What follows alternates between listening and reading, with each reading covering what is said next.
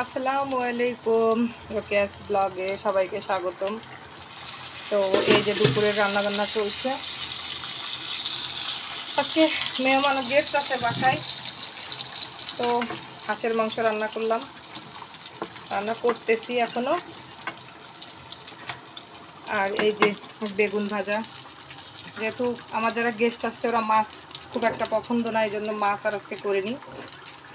ওদের জন্য বেগুন ভাজা, হাঁসের মাংস, আর এই যে চটপটির জন্য ডাল সিদ্ধ করে রাখছি, এটা বিকালে হবে।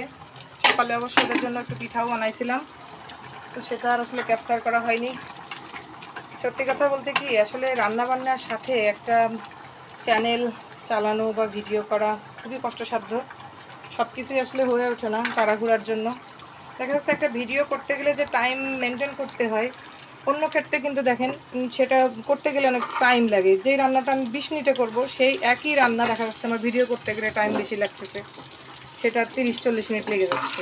তো সেই ক্ষেত্রে দেখা যাচ্ছে বাকি কাজগুলো পিছায়ে যাইতে হয়, এই জন্য খুব একটা ভিডিও করা হয় না। তো আমি এই যে চটপটি চাউলটা সিদ্ধ করে রাখলাম, যাতে রাত্রেবেলা সন্ধ্যার সময় করবো, তো যাতে লেট না হয় এই জন্য।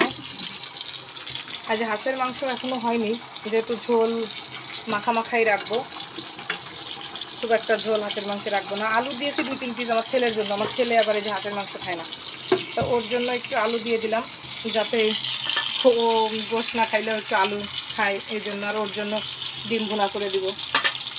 তো এই তো, আর বিড়াল তো আছেই, আমার বিড়ালের যন্ত্রণা তো আছেই সাথে। তো কেবল দৌড়ে চলে গেছে ছাদে, একটু ফাঁকা পায়ে দরজা নিয়ে আসলাম।